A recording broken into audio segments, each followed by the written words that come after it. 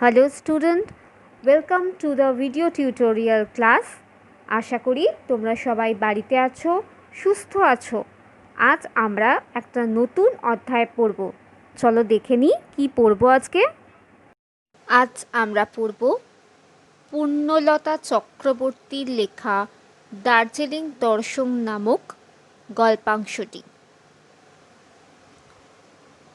ছোটবেলায় কবে দার্জিলিং গিয়েছিলাম আমার কিছুই মনেই ছিল না। দাদা দিদিরা গল্প করত আর আমি শুনতাম। এবার গরমের ছুটিতে দার্জিলিং যাওয়া হবে শুনে আমার খুব আনন্দ হলো। এবার ৯ মাসেও আমাদের সঙ্গে গিয়েছিল। শিয়ালদহ স্টেশন থেকে যখন ট্রেন ছাড়ল, মাসি গাড়ির দরজায় দাঁড়িয়ে মুখ বাড়িয়ে দেখতে লাগলো। বাবা কতবার বসতে বললেন, সে গ্রাহ্যই করল না। খুব জোরে বাতাস বইছে, মাসির চুল হাওয়ায় উড়ছে। হঠাৎ র্যাকের ওপর থেকে বাবার টুপিটা দমকা হাওয়ায় উড়ে জানালা দিয়ে বাইরে চলে গেল। কে রে বলে মাসি চমকে চেঁচিয়ে উঠল। আমরা তো হেসেই লুটোপুটি। বেশ হয়েছে, যেমন বাবার কথা শুনছিলে না তেমনই শাস্তিও হয়েছে। অর্থাৎ আমরা দেখতে পাচ্ছি এই গল্পের লেখিকা মূলত নিজেরই ভ্রমণ কাহিনী বর্ণনা করেছেন আমাদের সঙ্গে। দাদা দিদিরা যখন গল্প করতেন, লেখিকা তখন শুধুই শুনতেন। কিন্তু এখন যখন আবার ঠিক হয়েছে গরমের ছুটিতে দার্জিলিং যাওয়া হবে, তখন লেখিকার আনন্দের কোনো সীমা পরিসীমা থাকে না। এবং এবারে লেখিকার ৯ মাসিও তাদের সঙ্গে যাবেন। ৯ মাসি বলতে সেজ এবং ছোট মাসির মধ্যজনকে বোঝানো হয়। শিয়ালদা স্টেশন থেকে ট্রেন ছাড়বে। লেখিকার মাসি দরজায় দাঁড়িয়ে বাইরের দৃশ্য দেখছিলেন। লেখিকার বাবার অনেক বারণ সত্ত্বেও তিনি দাঁড়িয়েছিলেন এবং সে সময়ই দমকা হাওয়ায় র্যাকের উপর থেকে লেখিকার বাবার টুপি উড়ে যায়, যেটা দেখে রীতিমতো মাসি চমকে উঠেছিলেন এবং লেখিকারা সবাই তখন আমোদ করছিলেন সেই ঘটনাটিকে কেন্দ্র করে। মূলত লেখিকা পুরো গল্পাংশটি জুড়েই তার ভ্রমণ কাহিনী বৃত্তান্ত করেছেন, যেটি আমরা ক্রমে ক্রমে আরও বিস্তারিত জানতে পারব। ৫০ বছরেরও আগের কথা। সারা ব্রিজ তখন হয়নি। সারা ঘাট থেকে দামুকদিয়া ঘাট খেয়া জাহাজে পার হয়ে ওপারে ট্রেন ধরতে হতো। শিলিগুড়িতে আমাদের চেনা এক পরিবার ছিলেন। তারা স্টেশনে দেখা করতে এলেন। সঙ্গে পোলাও, কালিয়া, কাটলেট অনেক কিছু এনেছিলেন। বেশ ভোজ হলো। তারপর পাহাড়ের লাইনে ছোট্ট গাড়িতে চেপে বসা গেল। ট্রেন যেতে অনেক সময় লাগে বলে আজকাল অনেকে মোটরে শিলিগুড়ি থেকে চলে যান। ইদানিং প্লেনে যাবার ব্যবস্থাও হয়েছে। তখন তো প্লেন বা মোটর ছিল না, ট্রেনও খুব আস্তে আস্তে চলত। তাতে কিন্তু একটা সুবিধা ছিল, চারিদিকের দৃশ্য ভালো করে দেখবার অবসর পাওয়া যেত। অর্থাৎ যে সময় লেখিকা গল্পটি লিখছেন তারও ৫০ বছর আগেকার কথা তিনি বলছেন, যে সময় সারা ব্রিজ তৈরি হয়নি।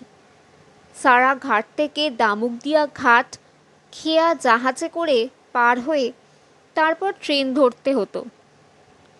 শিলিগুড়িতে তাদের এক চেনা পরিচিত ছিলেন। তারা স্টেশনে লেখিকাদের সঙ্গে দেখা করতে এসেছিলেন। সঙ্গে ছিল অনেক খাদ্যদ্রব্য। পাহাড়ের লাইনে ছোট্ট ট্রেনে চেপে তারা রওনা দিলেন। ট্রেনে যেতে স্বাভাবিকভাবেই অনেক বেশি সময় লাগে। অনেকেই বর্তমানে মোটর গাড়িতে করে শিলিগুড়ি থেকে পৌঁছে যান দার্জিলিং। আবার কেউ কেউ প্লেনেতে করেও যান। তবে বলা বাহুল্য যে ট্রেনের যাত্রা অনেক বেশি মনোরম। তার কারণ যে পাহাড়ি দৃশ্য আমরা ট্রেনে যাত্রাকালীন দেখতে পাই, সে দৃশ্য আমরা প্লেনে যাত্রা করলে উপভোগ করতে পারতাম না। তাই লেখিকার কাছে সেটি অনেক বেশি মনোরম এবং সুখকরও বটে। ছোট্ট লাইনের ছোট্ট গাড়ি আস্তে আস্তে ওপরে উঠছে। দুপাশে ঘন বন, গাছপালা ভিড় করে গায়ে গায়ে ঘেঁষাঘেঁষি করে আছে। আকাশে উকি দেবার চেষ্টায় ঠেলাঠেলি করে মাথা তুলছে। ফাঁকা জায়গায় যেসব গাছ অনেক ডালপালা ছড়িয়ে অনেকখানি জায়গা জুড়ে থাকে, এখানে হাত পা জায়গা না পেয়ে রোদ বাতাস পাবার জন্য খালি লম্বা হয়ে ওপর দিকেই বেড়ে চলেছে। গাছের গায়ে গায়ে প্রকাণ্ড লতা জড়িয়ে পেঁচিয়ে আছে। ডালে ডালে সবুজ মশ পাতার মতো ঝুলছে। কলা গাছের মতো বড় বড় ট্রি ফার্ন গাছ সুন্দর পাতা মেলে দলে দলে দাঁড়িয়ে আছে। বনের ভিতরটা আবছায়া মতো, কেমন ভ্যাপসা স্যাঁতস্যাঁতে গন্ধ। অর্থাৎ ট্রেনে করে যেতে যেতে লেখিকা বর্ণনা করেছেন প্রাকৃতিক দৃশ্যের, যেখানে তিনি দেখতে পাচ্ছেন পাহাড়ের দুপাশে ঘন বন, শুধু গাছ আর গাছ। এবং আমরা জানি গাছ সবসময় আলোর দিকে প্রসারিত হয়, তাই যেদিকে আলো সেদিকেই বেড়ে চলেছে গাছ। দেখতে পাচ্ছেন সবুজ মশ, দেখতে পাচ্ছেন কলা গাছের মতো বড় বড় ট্রি ফার্ন গাছ, এবং বনের ভিতরটা ভ্যাপসা স্যাঁতস্যাঁতে গন্ধযুক্ত, সেটাও লেখিকা অনুভব করতে পাচ্ছেন। পাহাড়ের গা বেয়ে এঁকে বেঁকে লাইন চলেছে। লুপের মধ্যে পাক খেয়ে জিগজ্যাগ এগিয়ে পিছিয়ে কত কায়দা করে অল্প জায়গার মধ্যে অনেকখানি উঁচুতে উঠে যাচ্ছে। মাঝে মাঝে যখন পাহাড়ের ফাঁকে ফাঁকে নিচে সমতল ভূমি দেখা যাচ্ছে, ঠিক যেন সুন্দর একখানি রঙিন রিলিফ ম্যাপ কেউ বিছিয়ে রেখেছে, তখন বোঝা যাচ্ছে কতখানি উঁচুতে আমরা উঠেছি। একেবারে মেঘের ওপরে উঠে গিয়েছি। মাথার ওপরে সূর্যের আলো পড়ে রামধনু পাহাড়ের গা বেয়ে আকাশে উঠে গিয়েছে। কি চমৎকার যে লাগছে দেখতে। তারপর যখন একটা মোড় ঘুরেই বরফ ঢাকা কাঞ্চনজঙ্ঘা প্রথম চোখে পড়ে, কি আশ্চর্য সুন্দর লাগে দেখতে। কত সুন্দর সুন্দর ঝর্ণা পাহাড়ের গা বেয়ে নেমেছে। সবচেয়ে বড় যে পাগল ঝোড়া, সে প্রতি বৎসর বর্ষাকালে একেবারে পাগলা হয়ে গিয়ে রাস্তা, রেললাইন সব ভেঙে দিত। তাই তাকে বেঁধে জলের ধারাকে 2-3 ভাগ করে ঘুরিয়ে দেওয়া হয়েছে। এখন আর তার আগের মতো তেজ নেই। ঘুম স্টেশনে ট্রেন থামলেই পাহাড়ি মেয়েরা হাসি মুখে সুন্দর সুন্দর অর্কিড পাতার ঠোঙায় করে পাকা গুজবেরি ফল বিক্রি করতে আনছে। ছোট ছোট মেয়েরা বকশিস সাপ বকশিস বলে চেঁচাতে চেঁচাতে গাড়ির সঙ্গে সঙ্গে ছুটছে। খাদা বোচা মুখ, কুতকুতে চোখ, গাল দুটি আপেলের মতো লাল। এই অংশেও লেখিকা পাহাড়ের প্রাকৃতিক দৃশ্যের বর্ণনা দিয়েছেন। যেখানে লেখিকা প্রথমে রেল লাইনের কথা বর্ণনা করেছেন এবং আস্তে আস্তে সমতল ভূমি ছেড়ে কিভাবে পাহাড়ি পথ এঁকে বেঁকে ক্রমশ উঁচুতে উঠে গেছে সে কথা তিনি বর্ণনা করেছেন, যেখান থেকে নিচেটা দেখলে রঙিন রিলিফ ম্যাপের মতো দেখায়। স্বাভাবিকভাবেই যত উচ্চতায় উঠবে ততই মনে হবে যেন আকাশ ছুতে চলেছি, মেঘগুলো যেন গায়ের সামনে দিয়ে ভেসে বেড়াচ্ছে। সামনেই কাঞ্চনজঙ্ঘা, তার দৃশ্য অপূর্ব। পাহাড়ি ঝর্ণার দৃশ্য অতি মনোরম। এখানে যে জলপ্রপাতের কথা বলা হয়েছে সেই জলপ্রপাত প্রতি বৎসর বর্ষাকালে রাস্তা, রেল লাইন সবই নাকি ভেঙে দিত, কিন্তু বর্তমানে তার আর অত স্রোত নেই। ঘুম স্টেশনের সামনে পাহাড়ি মেয়েদের হাসি মুখের কথাও লেখিকা বর্ণনা করেছেন। তারা সুন্দর অর্কিড পাতার ঠোঙায় করে পাকা গুজবেরি ফল বিক্রি করে, আবার বকশিস বলে চেঁচাতেও থাকে।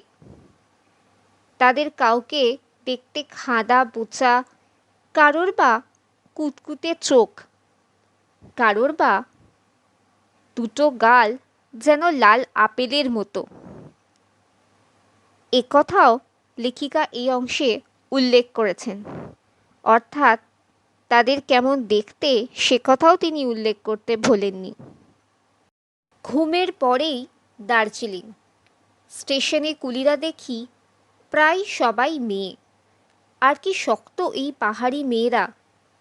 বড় বাক্স বিছানা পিঠে তুলে কপালের সঙ্গে একটা চামড়ার স্ট্র্যাপ দিয়ে আটকে নিয়ে কেমন অনায়াসে পাহাড়ে ওঠানামা করে।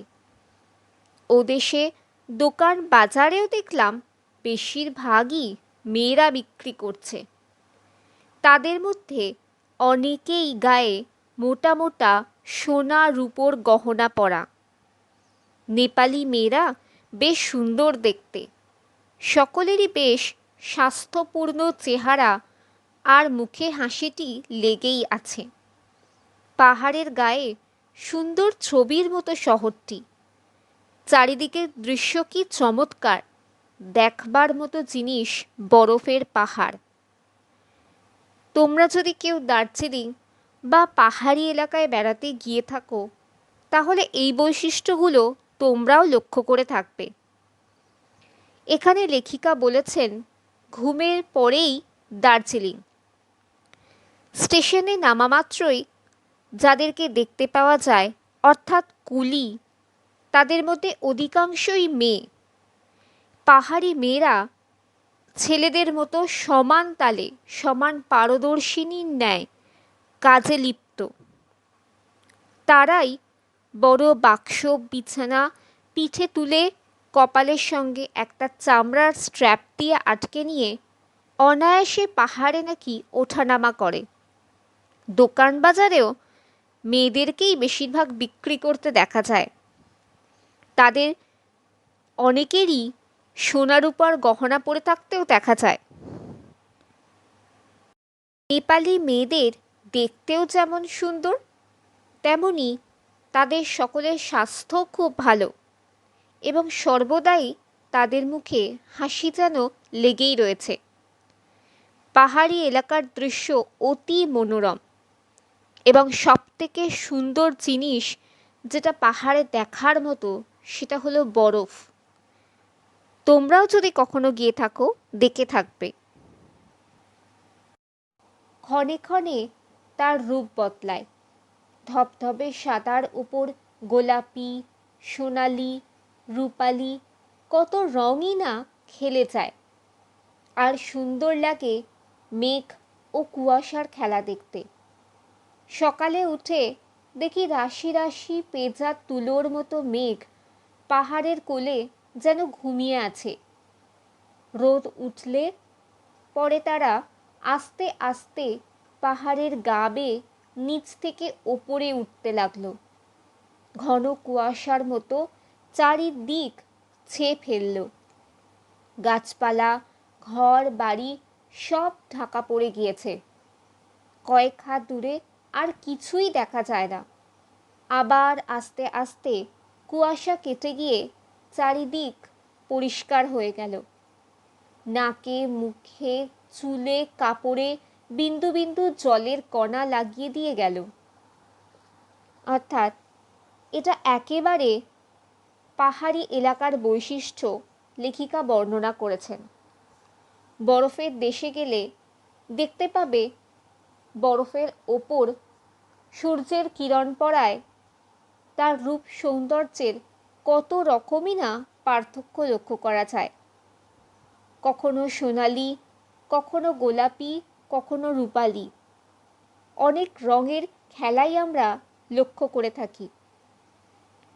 আর মেঘ এবং কুয়াশার যে খেলা, সেটাও কিন্তু আমরা এই পাহাড়ি এলাকায় গেলে লক্ষ্য করে থাকব।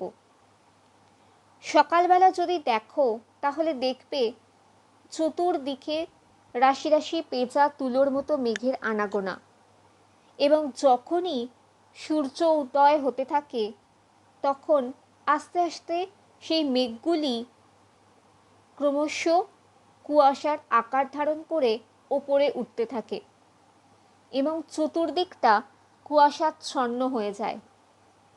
সব কিছু যেন একটা আস্তরণে ঢাকা পড়ে যায়।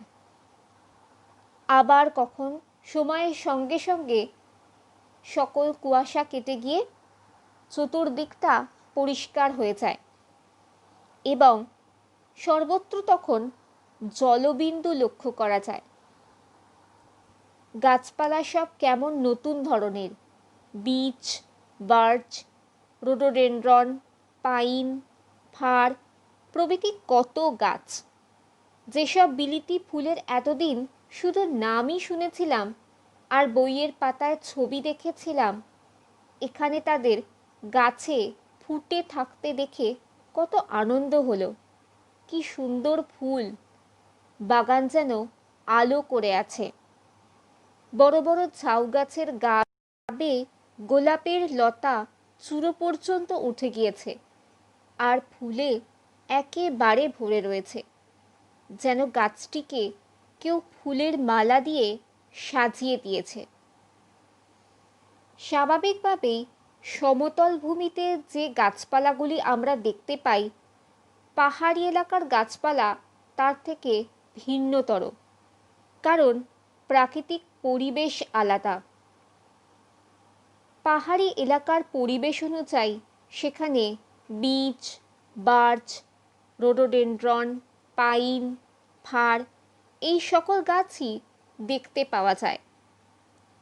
এগুলোর নামই লেখিকা এতদিন শুনেছিলেন, কিন্তু আজ সেগুলিকে প্রত্যক্ষ করলেন। দেখলেন বাগানে ভরা ফুলেদের সৌন্দর্য। অর্থাৎ লেখিকা এই অংশে পাহাড়ি এলাকার গাছ, ফুল এবং প্রাকৃতিক রূপ সৌন্দর্যের কথাই বর্ণনা করেছেন।